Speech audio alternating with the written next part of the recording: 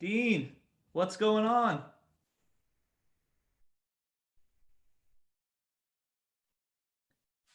Can you hear me?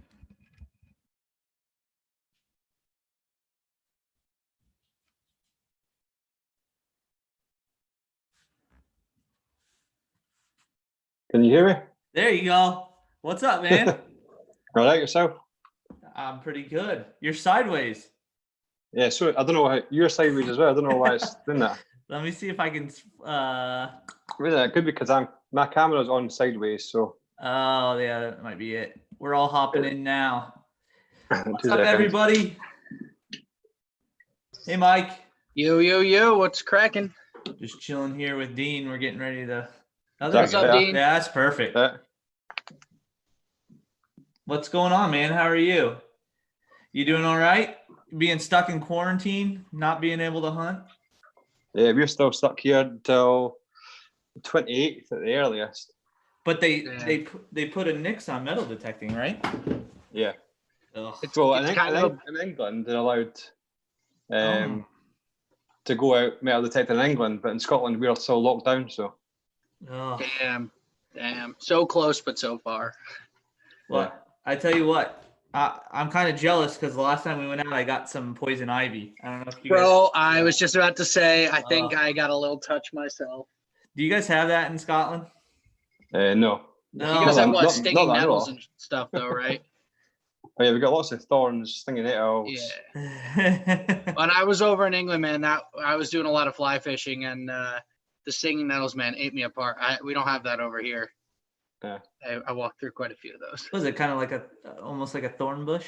Yeah, but it, No, it's it just a big lingers, sort of man. weed. The burn lingers. Oh. A Ugh. nettle's a big weed that's got sort of little spikes, like really thin spikes coming off the leaves. So Ugh. like once they hit you, it starts to sting and burn. Well, But you You get you don't used to have them. poison ivy, but you have that, so that's a Yeah. good trade-off, I guess. So we're waiting for a couple of other guys to get in here. Cool. And then once we do, we'll get this thing rolling. There's a lot of people in the chat. We got George I in gotta there. I gotta pull up the chat. What's George up to today? George is working. Is he? Oh, I was gonna say, he's not camera shy. He's in your videos all the time. He's on night shift. He doesn't know how to work technology. Oh, what's he do? Does he mind sharing? He's We're got to both, work overnight. Yeah, we're both carers. Oh, nice. We're working in the same place. So Ah, very cool. Is one of you the boss and one of the others is the worker, or are you guys equals? just all equal, yeah. Ah. There we go. I would love to boss around Mike. Mike and I work together as well, Yeah. but we're equals too. Sadly equals. Maybe one day. Right? Maybe one day. All right, we got George is in here. We got Troy. Doodle's gone digging. What's going on? Tyson Fury, Digger's Den. All What's right. going on, everybody? Anglo detecting, unearthing our past. There's a lot of people in here. There we go. Rocking and rolling. They're coming for this. I've invited a few other people as well. So That's good. There we go. I was gonna say they're all here for you. That's for sure. Julian's coming in right now. He should be added in, and then we got Eric. I don't know if Joe. I haven't heard anything from Joe, so I don't know if they're gonna join in. What's up, Julian? Slowly connecting to audio. There we go.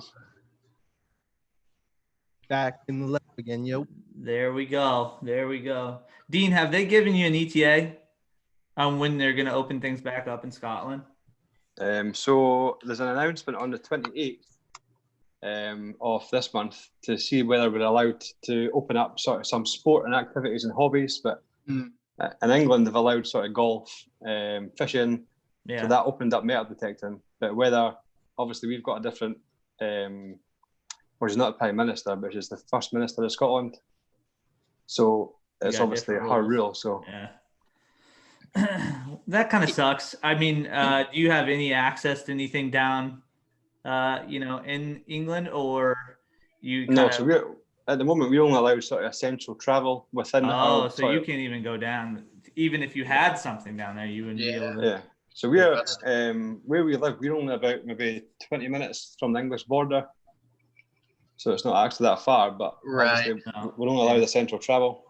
Oh man, that's tough. That's tough being so close. I guess that's kind of an upside to us not having. I mean, metal detecting is just that much bigger over there. You know what I'm saying? For us, it's not as mainstream of a hobby, so there's not that many eyes on it. So it's just an afterthought. It's kind of a blessing in disguise. Yeah.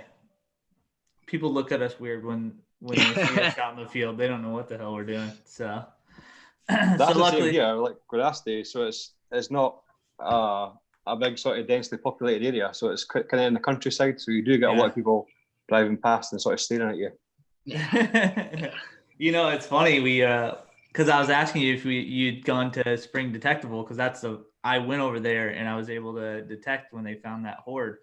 But I mean, I thought it would be a little more well known, but when we went into that little town, Hindley on Thames, we were talking to people about it, and they're like, "You're doing what?" And I was like, I thought it was a little more popular out here, which I think it is, just because of every step you guys take is history, thousands and thousands of years of history. Yeah. Well, especially in England, because England was a richer country.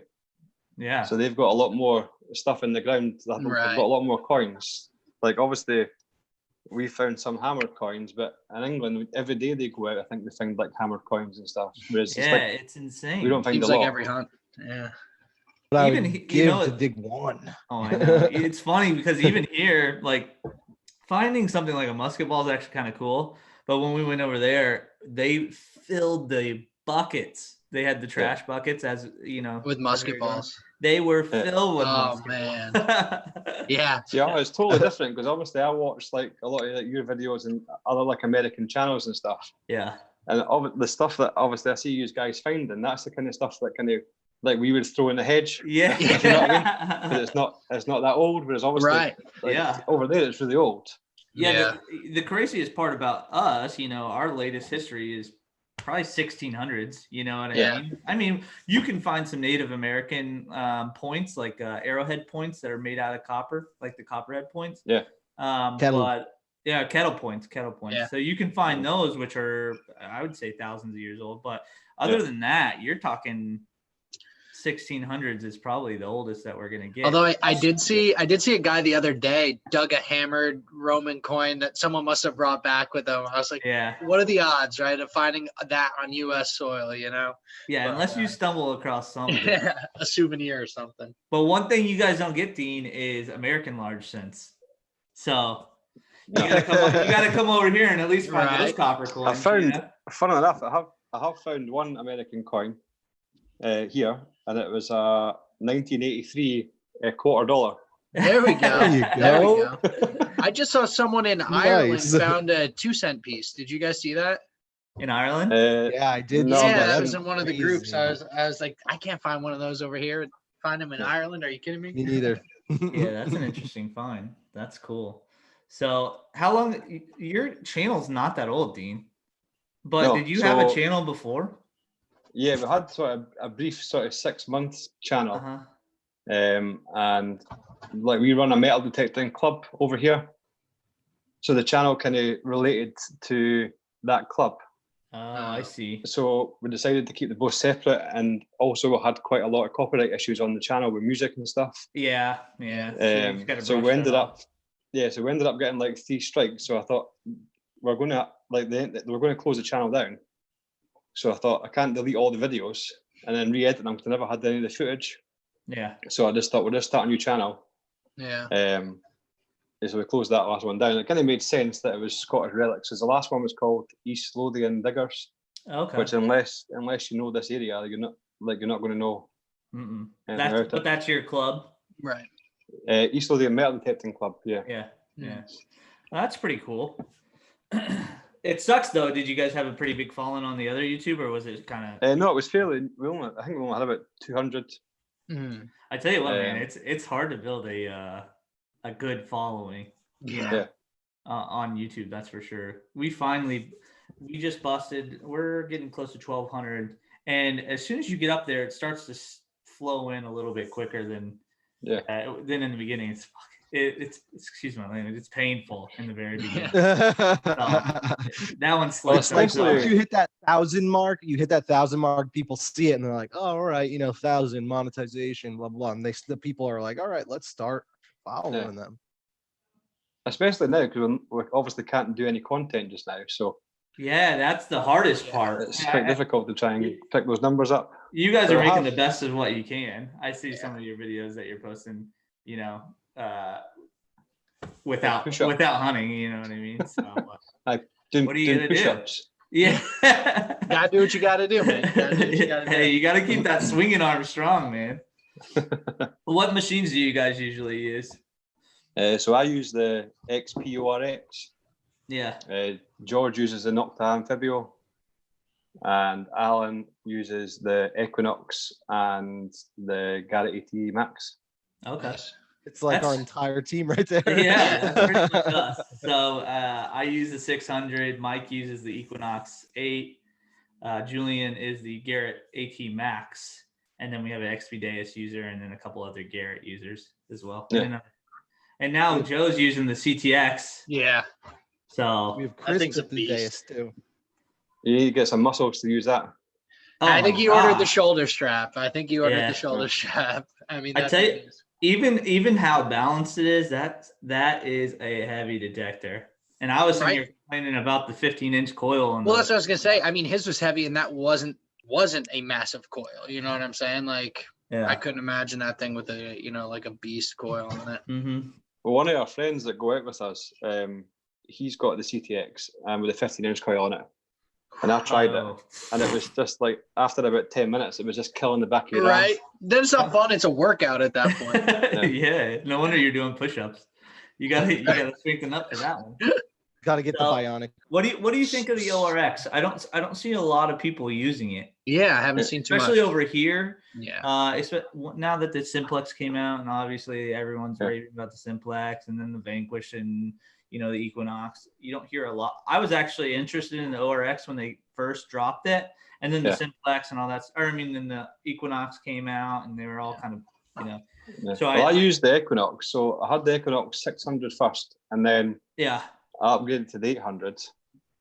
And then when I upgraded to the 800, it was a lot more chattier than you think so? The 600. It just seemed a bit more sensitive. So yeah, I ended up selling that one. And then I was looking at the DS, and I went with the ORX because I'd heard quite good things about it. Yeah. But when you looked at if you watched the Horde video, that was hitting those hammered coins quite deep. That was the ORX video. That was the ORX. So the first video wasn't. They were all on the layer, and then the second video when we went back, the Equinox and the Nocta weren't hitting them. Really? And that's and the I think it's the frequencies, because obviously even though you could drop down the frequencies on the Equinox, they weren't dropping down low enough to find those deeper targets. Oh. That's interesting. So and Mike and I talk about that all the time when we go out, because we're always on multi-frequency. Mm-hmm. But then we also, you see these programs where you're like on, single frequency, super low frequency, and it's like they're digging 14 inches, 15 inches in a farm field for coins. Or even the setups with the beach setups like that. I haven't even really put in the time or effort to think about that at this point, but I mean, I see a lot of people posting about beach settings on the Equinox, for land at that point. Yeah. Oh yeah, I haven't even thought about that. But so I was using a good program that one of my friends on our channel uses, and it's the 4x4 program. It's called. Oh yeah, I've seen posts about that. Yeah. So that's quite a good program. So that hits quite deep, and I think it's in field 1. It's in, and you can use that on the beach as well. You just obviously set it up on your beach. We'll have to try. Well, maybe we'll try that out this weekend. We're actually going out to some colonial farm fields this weekend with our friend Charlie. So the guy I was talking about, he's got actual a tutorial video on how to set it up for beach and land. Yeah. So that's the Tech Tits, it's called. Okay. Yeah. We'll have to, let's watch it. That if we find something extremely deep, we might send you that coin. Yeah, exactly. Give you credit for it. So that's cool. And you guys, I mean, where do you guys usually hunt? Because that Horde video, I was watching that for a little bit. It's next to the most picturesque stream you'll ever find. It looked something out of a movie. Are you guys usually near that, or is it fields, or what do you guys usually? No, that's quite a strange sort of field, because we had the club on that field twice, and nothing came off it at all, and people were going around it, and then we went to it, myself and George, and we spent about maybe 4 hours there, and nothing came up, and then George got one hammered coin, and then they all started popping up. So it was just they just appeared one day. No one was seeming to find them, and there was 13 people on the field, and it's not a big field, right? But that's also the pasture field, but it's mostly sort of stubble land that we go on. But we've got quite a few permissions to go on, so we've got about maybe, I don't know. You're always going for 3,000. How much? About 3,000 acres, something like that. Yeah. 1,000 acres? What? That's nice. That'll take you a while. Right? Property. Well, I mean, our most recent farm permission is probably close to 1,000 acres somewhere. Yeah. With all the properties, which will take you forever. And, we tend to stick to the one, the one field. We go on a field, and then we end up finding stuff on it, and then just stay on that one. And then by Pound the the time we crap out actually of get, it. yeah, by the time we actually get around to going to a different field, it's already got some crop in it, so we can't go on it. Yeah. Yeah. We our most recent one, we there's two really main fields that you find, I mean, where everything's concentrated. There's one field that we really haven't tried at all, but the first time we tried to go on it, there was rotting vegetables. Yeah. We're all like, over it. yeah, It was- we'll stick to the that other was rough. fields until those go away. So, but now everything's planted and maybe knee high at this point, so you can't really do anything. Yeah. And they're keeping us off because they're technically a business or a nonprofit. So Yeah. they're gonna keep us off until everything's kind of, done Settles down. with. Yeah. Well, that's pretty much the same as here, because all your pasture land has got obviously livestock on it. Yeah. Right. And there's lambs and stuff on it, and all the cows are back out. And then all your stubble fields, they're all sort of in pasture and seed. So it's really only the beach that we can go to just now. And obviously the beaches aren't great, to be honest, because you do find a lot of trash. There's a lot of work on the beach. Yeah. The That's guys out tough. here by us, tons of gold on the beach, but that's because I'm sure they're replenishing them more frequently than out by you. Yeah, so we've like the beaches round about here, they're not really that, like, they're busy, but they're not like sun traps, if you know what I mean, because we don't get any Right. good Super weather here. destination type deal. Yeah. Yeah. So because obviously the weather here is not like, we don't get that warm weather. So the beaches are never that busy like all year round. Yeah. There's a few busy beaches, but there's not a lot comes off them because it's mostly just trash and stuff like that. Makes sense. Yeah, we don't do it, and we're really close to the beach, and we don't do a lot I've of never done it. We were just talking. You were hanging out. We were just talking about that with Merrill, and that's primarily beaches most of the time, and we don't really find much, or we don't really like even want to go over there right now because we just have so much land that we haven't searched yet. They're a big copper that's 200 years old than like a gold ring that somebody dropped yesterday. But I mean, I'd still like to find the gold Right. ring. Yeah, I would too. Yeah, tell me about it. It's like on the beach is like the way to go. You want that gold? At least out here.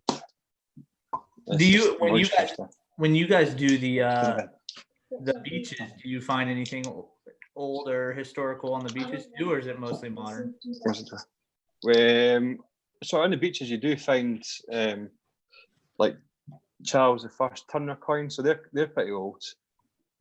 They're about maybe, I don't know, about 400 years old, something like that.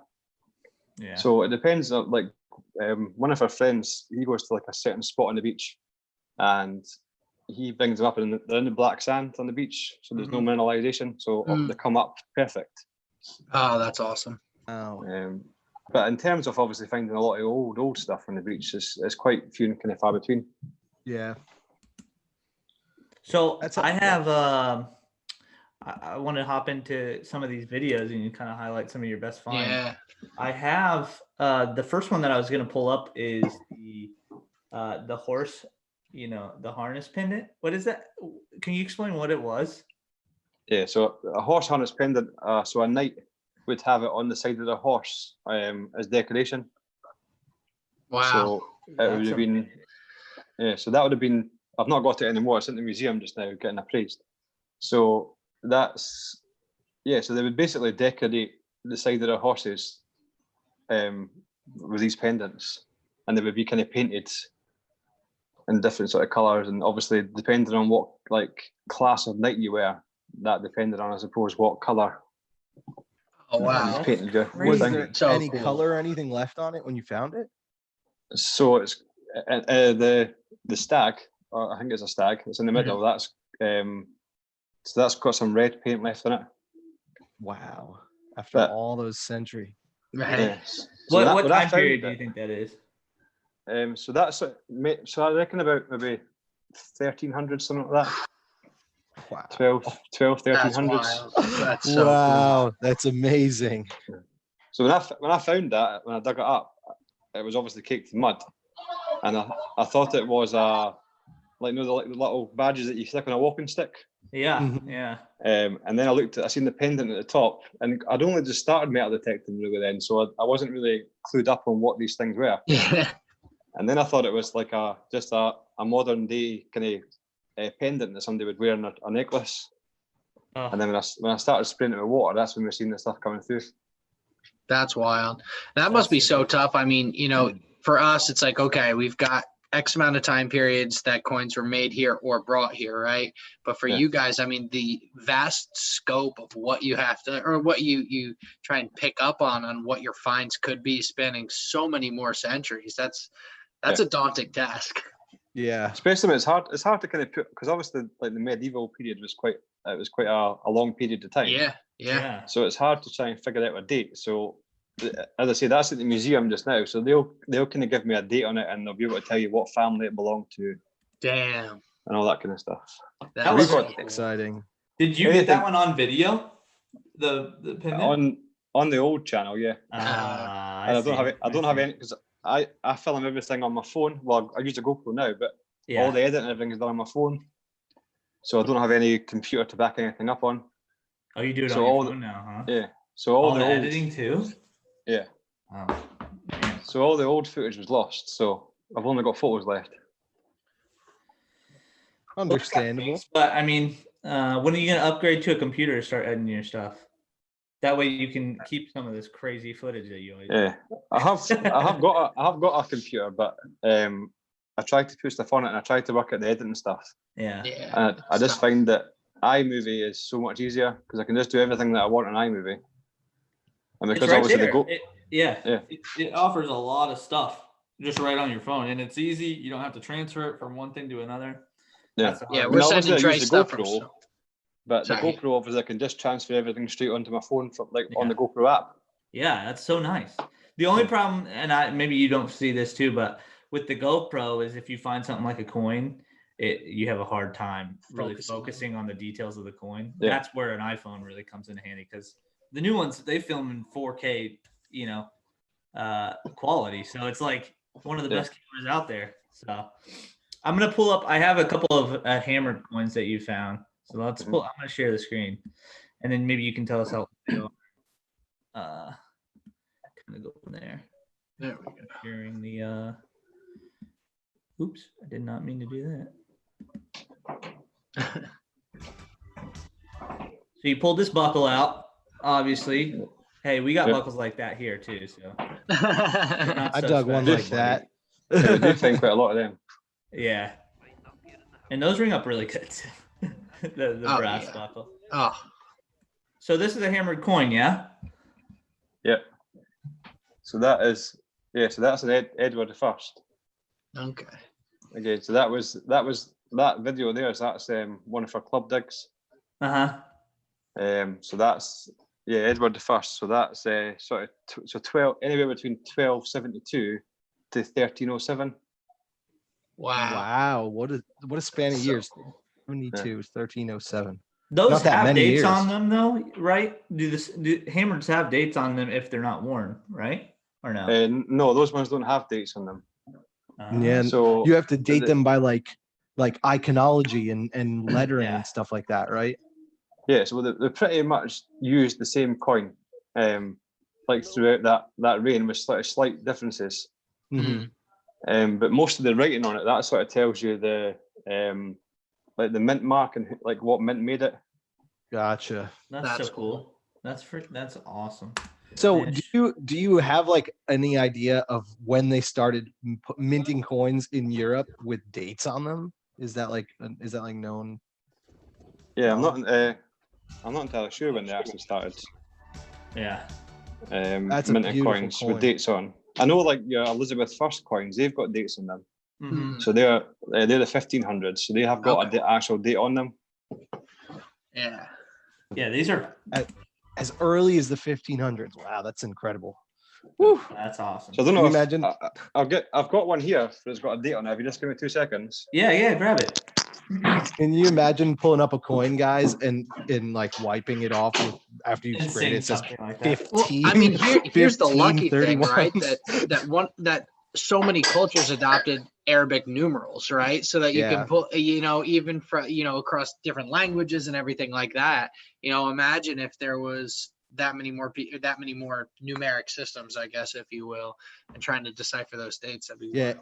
In the chat, Doodles says Lizzie the First in the UK, I think, is the first, and that's what Dean said. I believe. Yeah, that's what he was saying too. Yeah, Yeah, that makes sense. in the 1500s. That's amazing. That's really cool. Hold on, let me At stop least in sharing this. okay, 1500s.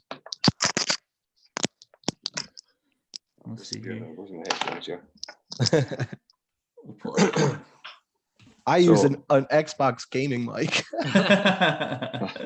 I've just got the iPhone headphones here. Yeah.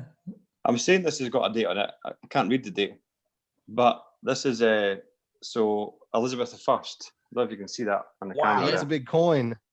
Damn, yeah. Jeez. So when I found that, it was totally bent in half. Yeah. I was You gonna can just say, see there, it yeah. was totally bent. So when I first took it out of the ground, I thought it was a bit of lead because it was like jet black. Yeah. Yeah. So, but it was covered in like a tar.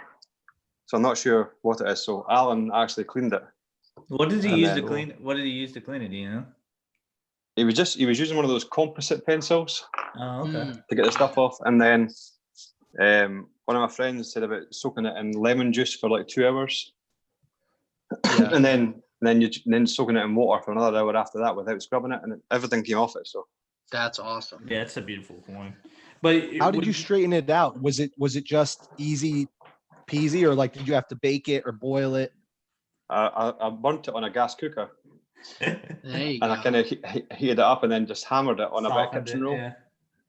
Mm-hmm. That's awesome. I gotta be honest with you. So in one of our videos, I found a Spanish coin from the 1700s, and I smacked. I'm known with doing it, but I smacked it with a shovel and it bent it. And all I did was boil it. I got it as hot as I possibly could. I was afraid to put it in the actual, like on the actual, stove, but I boiled it, got it warm enough, and it was just malleable enough to flatten it out. And it looks perfect.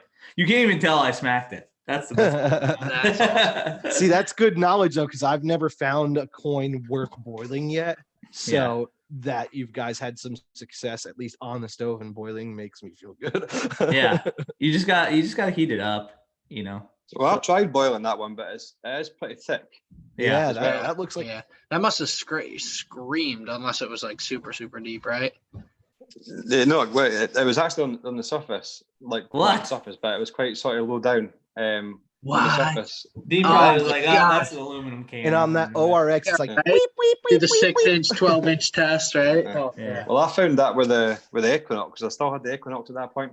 Yeah. Yeah. I think it came like a hammer coin here would usually come through at like an 11, 12 on the Equinox, but that came through at like a That's low. 32. So they find silver then. I know some Yeah, people, yeah. Some people are very, they definitely think that the Skeptical. Equinox, very skeptical on the Equinox and finding silver, which I still find silver. Mike actually has the 800. I have the 600, like we said, and he finds a little bit more silver. I don't know if it's because I've been doing pretty good with silver this year across the board. Hey, See, when I first got the Equinox, I wasn't using Air- an all metal mode. Oh, if you yeah. Oh yeah. I'm And big also- on that. Yeah, so I was also ignoring any numbers below 17. And you cannot do that. Which is wild because I mean, even gold, silver, so many things can ring up so differently on the Knox. I mean, it's a blessing and a curse. It makes you dig a lot more holes, that's for damn sure. But you know what? It makes every tone that you get pretty exciting because you don't know what it could be. Mm-hmm. Yeah. So there's a video out there that shows the range on the Equinox, and for gold, it's like 1 to 20 you can find gold in between there. It's like nuts. You have to dig everything, which kind of Well, I found the 18 karat gold ring on the beach, Mhm. and that came through at a 5 on the Equinox. See, And that's that what was I'm a big- saying, and that's like you don't want to dig those. 5. But you There's have so many of these low tones that I've skipped over that I'm like, oh my god. Yeah, You see, get picky after a while. the Wanderers, they said, my Knox 800 finds many silvers. So I trust in it. You know what I mean? Yeah. I've found plenty of silvers where I feel comfortable that it's going to find some. There are some days I feel a little iffy, but then, Mike comes right in with the same software machine and finds another silver, and, they're great machines. Yeah. I mean, I squeaked out a sterling silver ring in my backyard, which is an 1830s property. And that thing, I mean, quite frankly, I thought I was digging a square nail at that point. It didn't ring up it didn't ring up high. It was just a very choppy signal, and then it pulls the silver. It's just not sometimes it's not as straightforward as you would expect it to be. We should. Oh, sorry. Go We ahead. should do something, right? I got an idea while you were saying that. We should dig iron targets on purpose because he's saying a 5, right? What's that times 3? That's like a 15 on a Garrett or something like that. Yeah, maybe like a 20 or 30. It might be like in the low for low. Yeah. I mean, we should dig all of our iron and then keep it in a box and see how many pounds of iron we dig before we dig a gold item. Yeah, well, it'll probably I guarantee you it will be hundreds of pounds of iron. What's up, metal? Well, especially your like thin gold and stuff like that. Obviously, your thin gold's going to come out lower, isn't it? Yeah. So I was quite shocked when that came through at a 5 because that was, as I say, it was quite a big men's band. Yeah. And it was 18 karat gold, but also had a white gold band inside it. Sounds fancy. Yeah. That's cool. So I just pulled what I'm thinking. I gotta acid test on it because it's either silver or it's a white gold bracelet. It's super heavy. That thing is definitely beefy. precious metal, but it rang up 1920, which a thick bracelet like that, if it was silver, that would be screaming on the Equinox. You'd be deaf. Yeah, the weird thing about that is when we ran it with the coil, it came up on like a 70 something on the Garrett. That should be like super high. Yeah. Well, now we got a phone call from a married couple that just got married, and they went in the sea to do a photo shoot. Oh and no! The husband's ring had fell off, but it was a palladium ring. Yeah.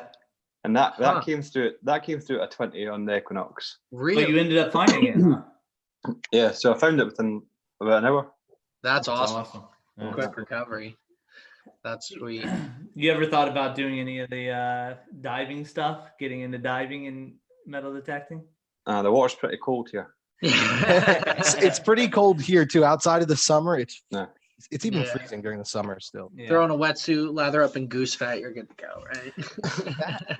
Is that I have a friend who does that in lakes. So he'll go to lakes that used to be a tourist property back in the day, early 1900s, nothing too old. But the amount of rings that he finds at the bottom of these lakes is crazy. He 3D printed his own diving rig. So that's cool. That's really cool. Yeah, it's insane what people can do with those things now. It's never something I've thought about is going metal detecting underwater. Yeah. I've been in like sort of little shallow swimming, like old sort of Victorian swimming bath things that are sort of knee high. Yeah. Thinking that you'd find loads of stuff in there because it's obviously from the Victorian times. But I found a toy car and a couple of ring pools. That was it.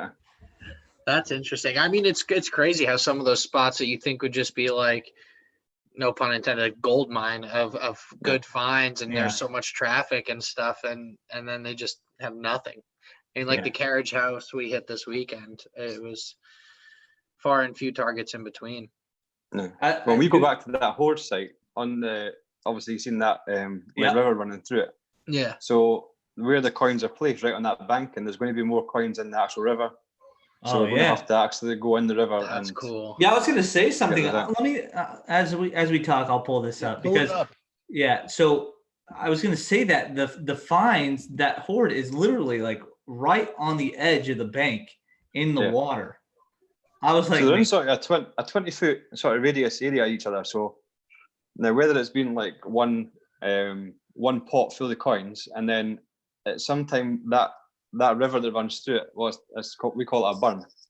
So when that runs through it, we don't know if that's man-made as a drainage system for obviously coming off the hills and stuff like that.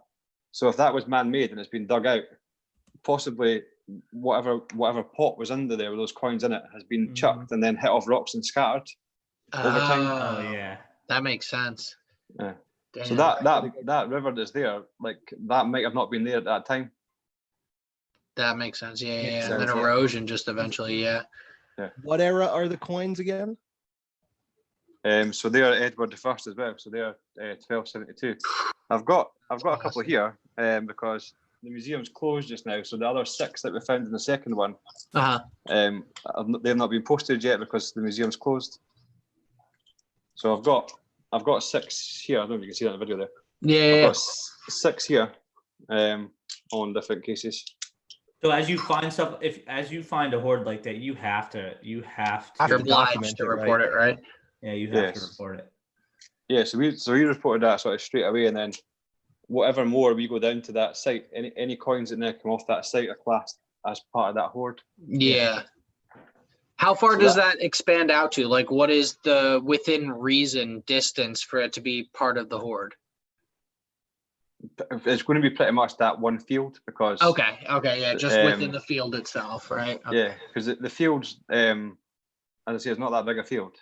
Yeah. Okay, yeah, that makes sense. Yeah. It's only about a half a football pitch size. Yeah, okay, yeah, that's like our honey hole grower row. Pretty small, yeah. Dense area. That's pretty cool though.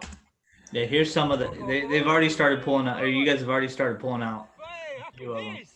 Oh, These are copper coins or silver? Silver. Yeah, these are silver. Oh my yeah. goodness, even better. I love the look of the hammered coins, man. yeah.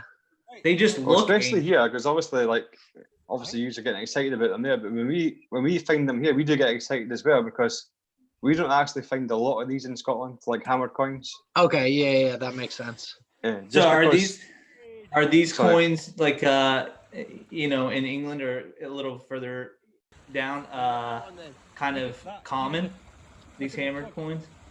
So in England, because England was a richer country, Yeah.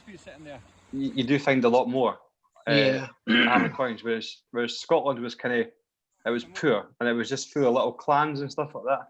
Yeah. Yeah. So only your really sort of your noblemen had these coins or spent these coins. That makes sense. Now, since you're so close to the border, Dean, how often are you hunting down in England compared to Scotland itself? We've never actually hunted in England yet. Oh, okay. So where we found those, that was pretty much on the border. Yeah, that makes sense. So at one point, there's a town called Berwick, and that was at one point part of Scotland. Mm.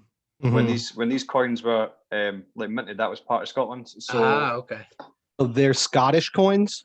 No, these are English coins. They're so English coins, okay. Yeah, so in this time period, Scotland had a king, and it was Robert the Bruce. Mm-hmm. And England obviously had their king, so there was kind of that battle between. So you do get that time period of like the crossover of coins. Yeah. There's one king and another king on the same coin? No. So kind of Robert the Bruce was kind of an illegitimate king. Like he wasn't properly recognised as a king anywhere else apart from England. So England was still under rule. Wow. So the majority like the Edward I, they're pretty common coins. They're just like a penny. Mm-hmm. But you still had to be fairly rich to spend them. One of them, yeah. Yeah, it makes sense. I just gotta look at where he stayed, like where they are. Right on the edge of the river. You guys, you're on the border of England. You're on the border of the river too. Yeah, 50 more years and those are gone. Yeah, well, you imagine how many is in the actual river there. Like, oh yeah, there's probably quite a lot. You're probably dying to get back out there. That's all I gotta say. Yeah, but that was February here, so it was about -3. So it's not that cold, but it was pretty I'll cold. hop the flight. I'll risk COVID for it, okay? They can't even get out of their house. You think they're gonna let an American come over and start? I'm calling the prime minister. Let's see. So that one was fairly easy because it's not right on the edge, but there was ones that were pretty much on the edge, and because the banking was so fragile, so I was standing on the top and George was standing on the bottom, and it was kind of difficult because you're trying to push down the spade at the same time without dropping them into the river. Yeah. So Robert the Bruce also had his own coinage then. Robert. Very limited. So it's hard to find. I saw George put in there. He was like, I would love to find a Robert Bruce. Yeah. Robert the Bruce sounds kind of tough, like very tough. So there was a hoard of coins, like over 2,000 coins found in a city called Aberdeen in Scotland. Yeah. and Aberdeen. only five coins in that hoard were Robert the Bruce coins. The rest were all Jeez. Edward First. Wow. So yeah, that's half Yeah, a so they're- percent. They're really rare coins, That's incredible. and they've got a Robert the Bruce coin, or like you get half pennies and a whole penny, and they're sort of valued at anywhere between 1,500 to 2,000 wow. pound. So if you find one of those, is it considered a treasure? Do you have to report Yeah. that as well? Yeah. Well, anything over 300 years old, Oh, you have to report. We're safe over you're here. meant We're to good. We're report. barely Yeah. scraping 3 centuries. Yeah, I'd be lucky if I dug some 300 years old. Yeah. So that one there, that's an Irish mint. Let me go back. That was a Bring it good back. shot. That was a good shot. Yeah. Dean, here I have a quick question. How many of the same object is it again to classify it as a hoard? Three Okay. coins in the same hole or area. Wow.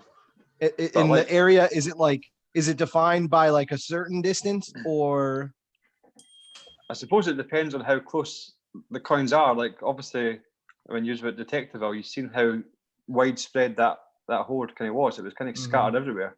yeah. So it all depends, and obviously you've got like your plough running through it, and that plough is pushing those coins all the way around the field. Okay, cool. But a singular coin, if you go out and you find, say you found like one Edward first, and then you found one Henry coin, like you don't necessarily have to hand those in because they're just singular coins. Yeah. Right. They're not connected by any means. So Yeah.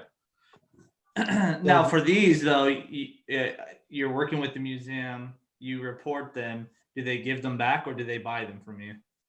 Well, it all Especially in a depends. hoard. So we're hopeful that these coins will come back Yeah. to us because they're not super rare unless there's a rare mintage in amongst them. Right. And if there was a rare mintage in amongst them, they would probably keep the whole hoard. Mm. But it just really depends on how many of these coins I've got in the museum, or if a museum wants to buy them. So they would give us money for them. But in Scotland, you've got to give the landowner 50% as well. Right. Yeah. So now the museums that you're working with, are they relatively close to you, or are they just a specific museum that you have to send it to, or So you send it to the National Museum of Scotland. Okay, so it's that's in Edinburgh. Okay. Yeah, but that, like in England, they have sort of like what are called find liaison officers. Mm-hmm. Yeah. And every sort of big town has a find liaison officer. So they would then evaluate that coin, decide whether they want it or not. Ah, that makes sense. But here there's only one museum that takes the coins, and there's only 2 people working it, and that's for the whole of Scotland. Oh no. Oh my god. Oh man, I can only imagine the backup on that. So it can take up to like 3 years to get anything back. Oh, that's painful. tough. That's tough.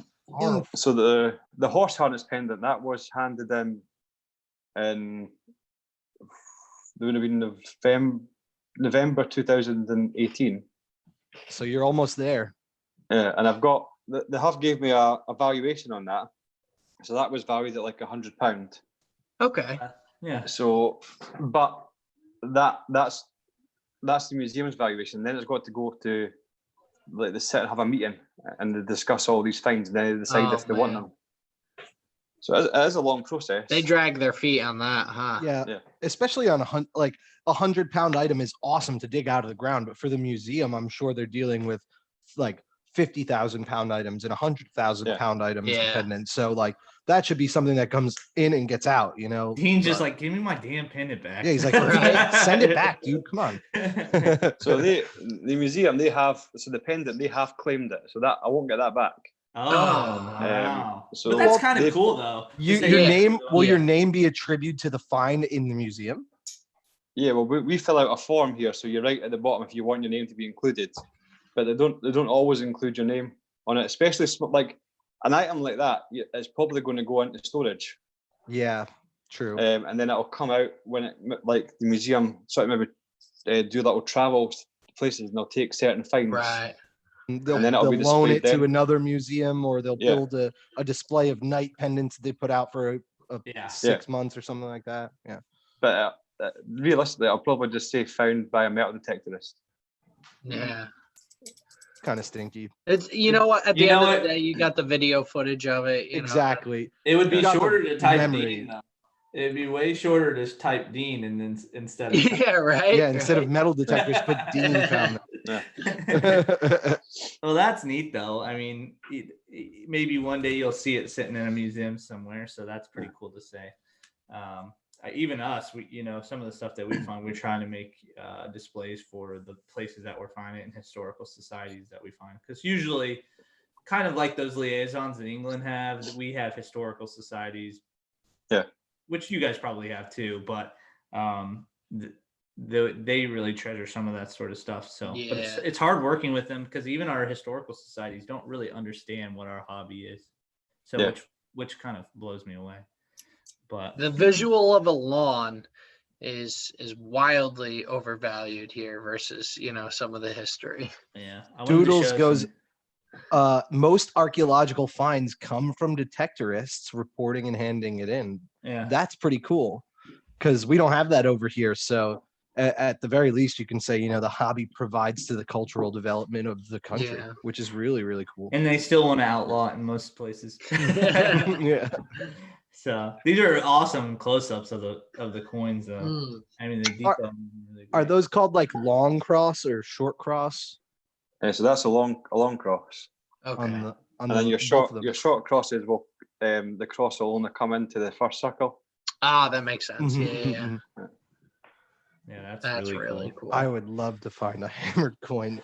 Hey, it's a possibility here. Right.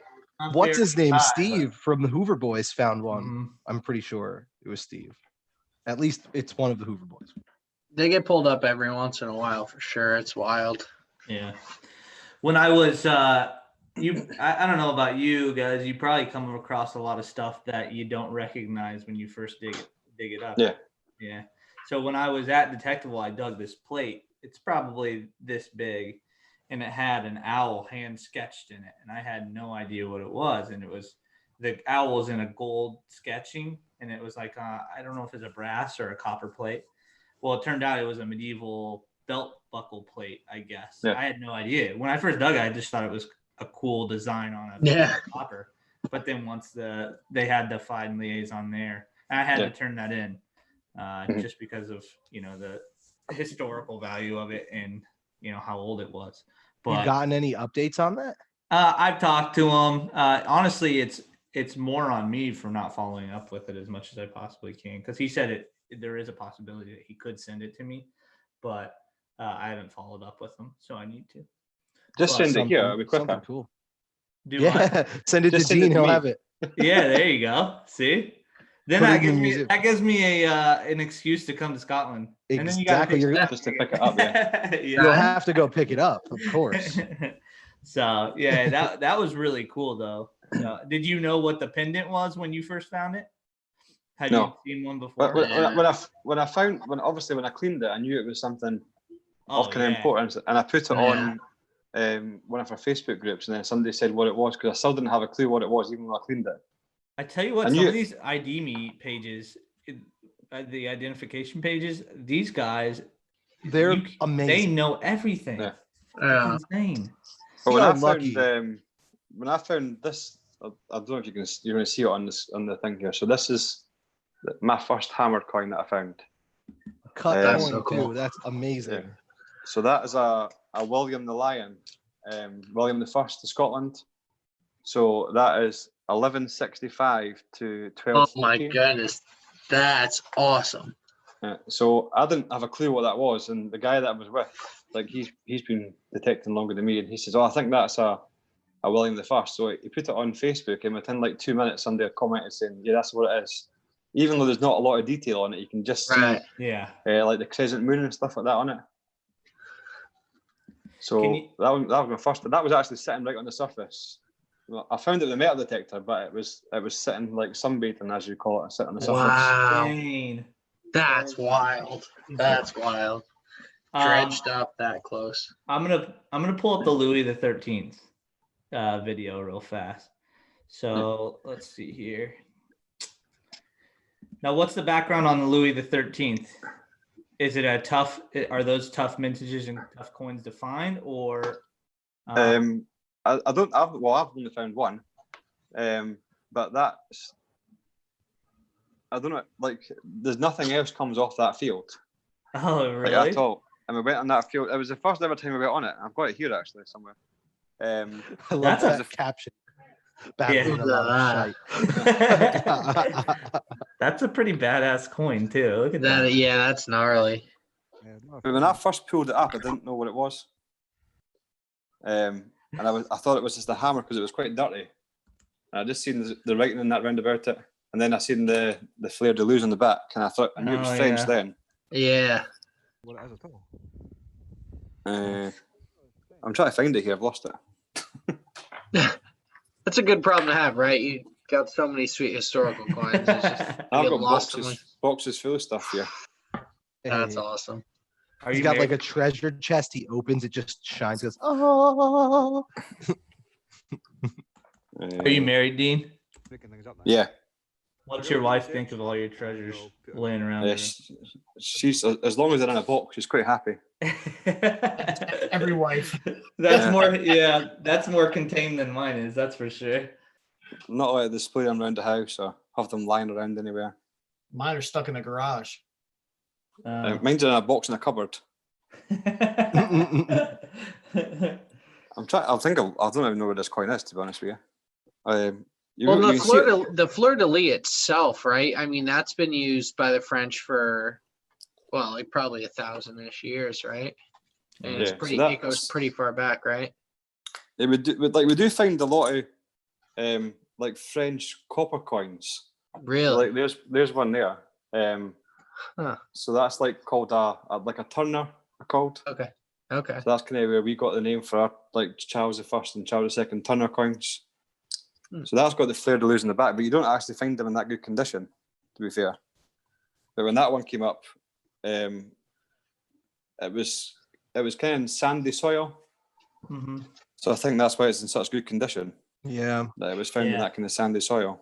There's Oh like yeah, nothing it stuck just to it. nestles that detail so nicely. Eric's So used there- to that So sandy. there it is, you Yeah. can see it better on the video, but that's it there. So it's not overly big. Oh yeah, it is a little. It's just, Yeah. it's, coin. yeah, so it's just well preserved, really. And Yeah. what year is that coin again? So that is 11. 1640. 1640. There you go. Jeez. That was the Wow. last year that they made them. Double tournoi. That's awesome. Yeah, I think That's it's a double. That's it. Yeah. Wow, that's really. You know, cool. I've seen some folks in the United States dig coins with the multiple fleur de lis on the back. Not that coin, but Yeah. it's something that I've recognized. And we call them something like a jeton. I don't know. I guess that's what terminology is for certain different kind of coins, but I guess someone called it that in a video from what I remember. Yeah. Well, a jeton is like we get some of them here as well, like jetons. So I think they're just a different kind of coin to that one. I'm not Yeah, entirely. okay. Yeah, I'm not entirely sure either. The thing is, Yeah. because we don't find, like, it's hard to research a lot of stuff because, as you said before, there's so much that we find. Yeah. Yeah. We never research it all. So when we come home and we've got a coin and we sit with a book looking through the wee coin book that we've got. That's try to where figure out we. what it is. That's where we get a little bit of help because we only started minting our own coins in the late 1700s for American coins. Right. Yeah. And then the That other much. coins that we primarily find are King George. So, Yeah. Yeah. not much between there. So it's pretty easy to figure out which one. Now, like before we gained our independence, some of our states, our individual states, Yeah. were minting their own coins. So we're in New Jersey, and the funny part about it is it's really cool to find a New Jersey state copper. They only made them for a few years, but there are 70 different variations of this same coin. I So- think it's at least 30, which is wild. Yeah. It's at So- least 10 a year. It's all out of the same mint. One Mhm. minting. Yeah. So it's pretty cool. We have different variations like that you can find. So that'll keep you busy if you want to actually find every variation. Good luck. Yeah. Good luck. I think we got what, like 6, 7 different varieties. Mm-hmm. Yeah. Yeah. as a group. Metal Detecting NC said, "What is the smallest Roman coin that you've found? Did you find a mite?" Ever find a minimum, a little Roman minimum? They're like this big, right? The smallest Roman I've got is, and don't ask me who it is because I don't know. So it's pretty small. Oh wow. Oh yeah, they put a hole through the middle. Huh? Wow. Yeah, I don't. So where we found that the Romans were said to have marched. This was like the Scottish borders, so they're said to have marched along the River Tweed. It's called. So I actually found that in the river, but because it's got a hole through it, like some people say that, like the locals that didn't like the Romans used to put a hole through their head. Oh, that's such a cool Yeah. storyline. Yeah, to tie into that. That's so cool. So, but like that was the kind of only Roman kind of artifact that we did find. Wow. But you do get quite a lot of different. Like I've got a Roman silver. Oh, that's cool. Yeah. But I've never really looked into who they are, to be honest. I know they're all, but Well, they all look pretty similar. Yeah, they really Right. do. They really do. I mean, I found a couple Roman coins when I was there too, and to figure out which emperor is actually on that coin is like first of all, they're really crappy condition. They've been sitting in the ground for 2,000 years, but to figure out who it is very close to impossible. Other people know right away. You know, some of the finds liaisons could tell you which emperor it was, but using Google and that's how I was trying to research them. I couldn't figure it out. So is being a finds liaison a like a reputable thing? Like, is it like I am the most knowledgeable about all these coins type deal, or is it like, are they like, oh shit, here comes the finds liaison? Well, we don't really have them in Scotland, but like I'd imagine a lot of them probably do use. I'd imagine a lot of them probably still use the same as what you do, Google. Yeah. You know what I mean? They find stuff out. You have to. Yeah. So even like doctors, they'll go on Google too and just say, all right, yep, that sounds They're good. like, let me check WebMD real quick. That already happened to me. I think in terms of what era things are, they know kind of what period they're from, but to what they are. And obviously you do find like a lot of stuff that's maybe a bit of something, or so that it's not obviously the full item, but it's still obviously kind of a treasure from like your Saxon stuff or your Vikings or I see a Celtic lot of staters and stuff. I've seen a lot of those axe heads being dug lately, being posted. You guys ever find any of those? No, like there's not actually, like when I look on sort of YouTube or Google, there's not a lot come up in Scotland. Oh, like a lot of them will come up in like England and stuff. You do see quite a few of them getting pulled up in England. Yeah. But yeah, there's just not that. Like especially where like we're from, back sort of in your Saxon sort of times and stuff like that. This was all sort of marshland, so it wasn't really populated until maybe like I don't know, 1100, something like that. I see. Yeah. So and then it started to get farmed and stuff.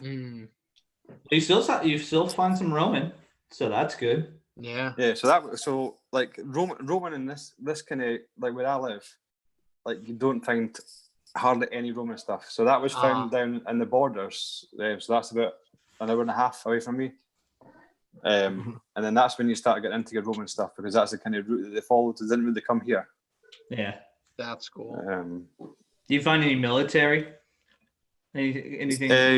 Yeah, we do find quite a lot of military stuff. I don't know. I've got here military stuff. Yeah. You find a lot of sort of cap badges.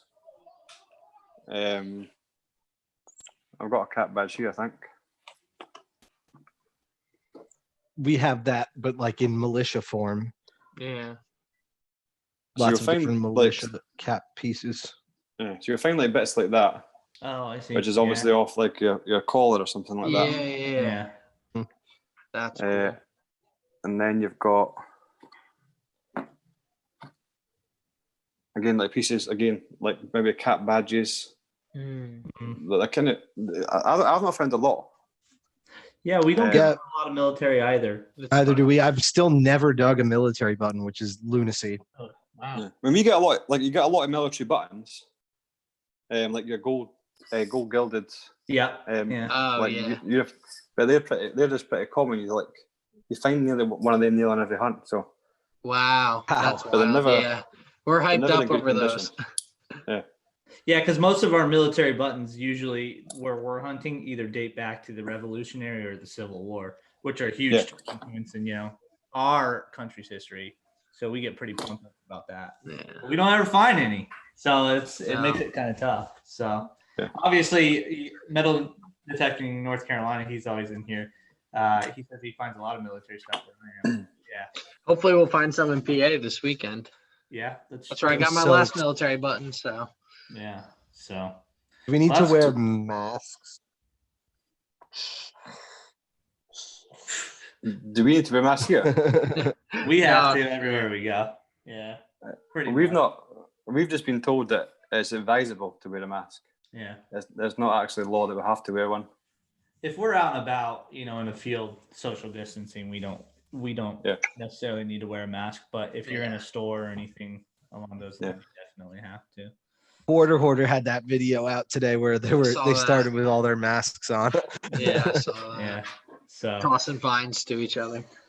we'll see. I hope you Nickel guys get some good nibbler. news soon, Dean. I really Yeah. do. So Fingers crossed, because 8 days, man. 8 days.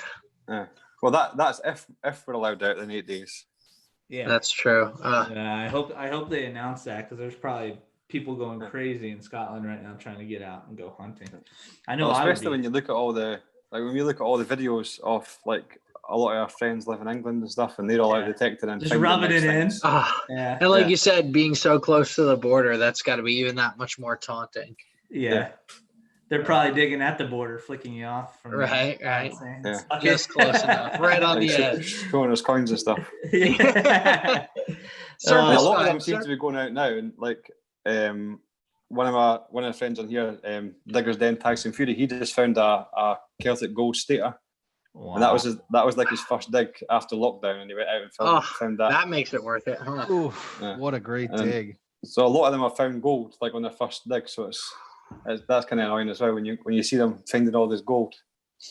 Wow. Yeah. That's Just awesome. rub it in. Yeah. You have something posted on your channel is a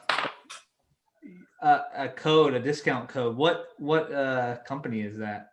That you Blackadder. Blackadder? Yeah, so they're basically like a digging aid company. So they sort of specialize in metal detecting spades and tribbles and stuff like that. Okay. Oh, that's That's cool. legit. Yeah. So it's Do they sell here too? The Blackadder brand? yeah. or is I've it seen a only- few. I've seen a few American channels that have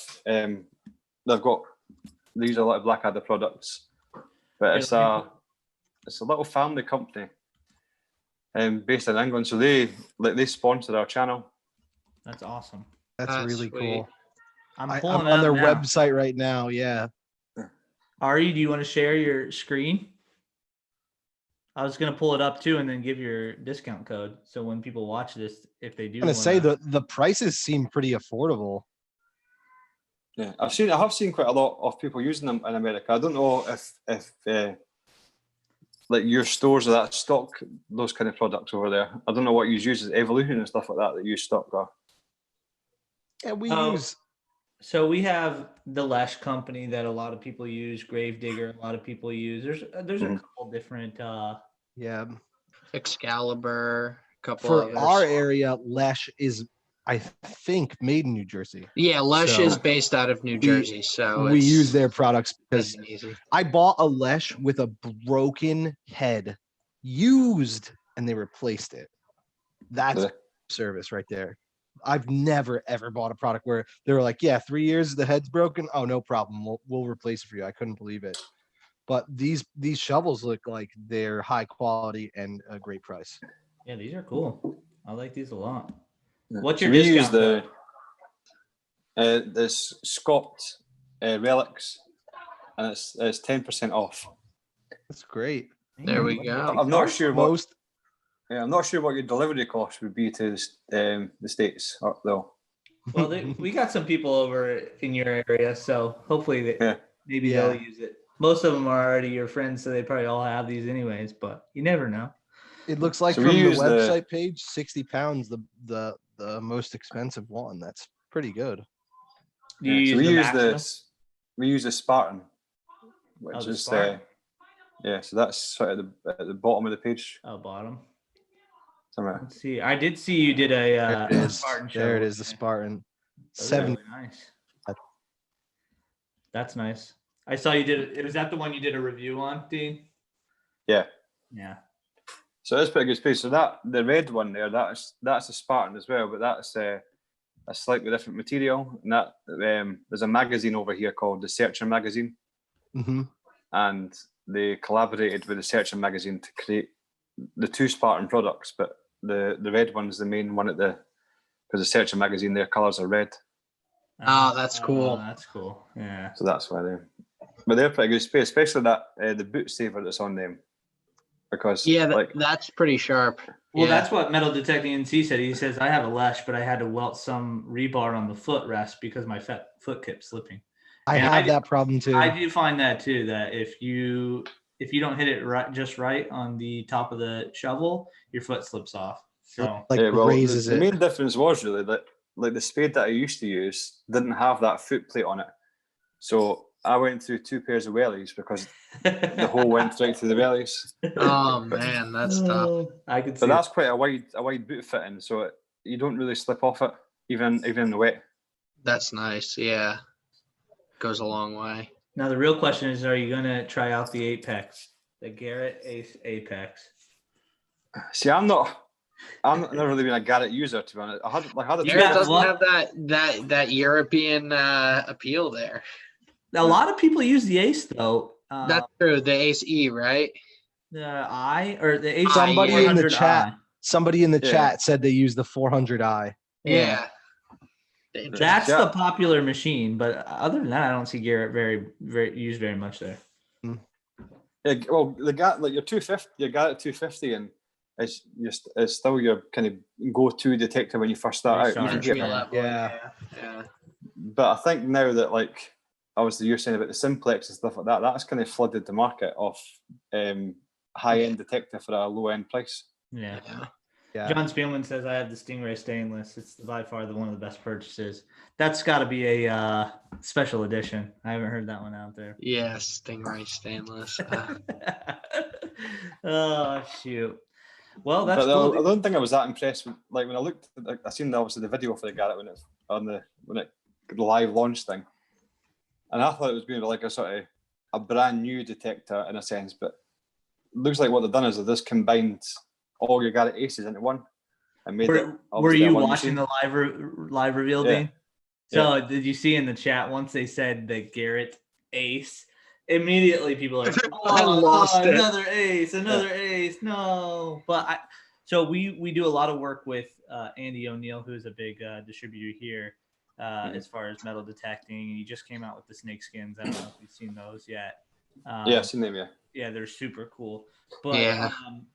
but he brought up some good points that Garrett is just setting themselves up for the future to come out with the new AT series, which makes sense. So you don't want to destroy the AT series and then just have that one machine to sell. You know what I mean? Yeah. So, well, I thought that was what it was going to be. I thought it was going to be like a So did replacement we. to your Garrett AT. Yeah, I thought it was going to be Totally. upper price level. Yeah. That's what I was hoping. I do think they missed the kind of trick not having it waterproof. and that's the thing too. Yeah. That's what we talked about too. Is it for a $50-$60 increase, you have the 600, which is completely waterproof. So Yeah. they're Or going a to be fighting simplex that. for lower. Oh Yeah. yeah, or lower on the simplex, but Yeah. then they come out with the multi-flex, which Yeah. Multi-flex is the changer. big difference there. It's the multi-frequency machine. So it's I guess- still interesting. Yeah. I got to be honest with you. Anything, regardless of what kind of purchase, if it says rainproof, I'm like, all right, no, it just means you cheaped out on waterproofing. Yeah. So It's like, but I see Doodle, where they're coming Doodle from. said he got a blue and white. Blue and snake white skin. snake skins. That's there a we cool go. one. I like that one. Blue and white for Scotland, of course. Is he So- Scottish? Yeah, dude, he stays about an hour away from me. All There right. I was gonna say, got it. You guys hunt together quite a bit. No, I've not actually done. Like I only met Doodles online really, I went on one of his live shows. He invited me on to one of his live chats. Doodle, sorry, man. He's not going to share any of his permissions with you. Okay. I will. Unless you ask real nice. Yeah. He looks like he's got some better permissions than me, though. Yeah. Oh, so Doodles, give him a call like now. Yeah. So how is it? I know we're already over an hour, but I wanted to ask, how is it getting permissions out there? Like in a normal setting, yeah, is it pretty tough? It's pretty difficult because I think, like, for the last 40 years, farmers have been getting asked the same question: "Can I come on your land?" Because it's such a historic land around here, Yeah. and there is quite a lot of metal detectors around here because it is quite a big hobby. Right. And you usually get told to like F off with farmers and stuff. But I can imagine. we've been quite fortunate that a lot of like our permissions have been through like farmers having friends that have got different land.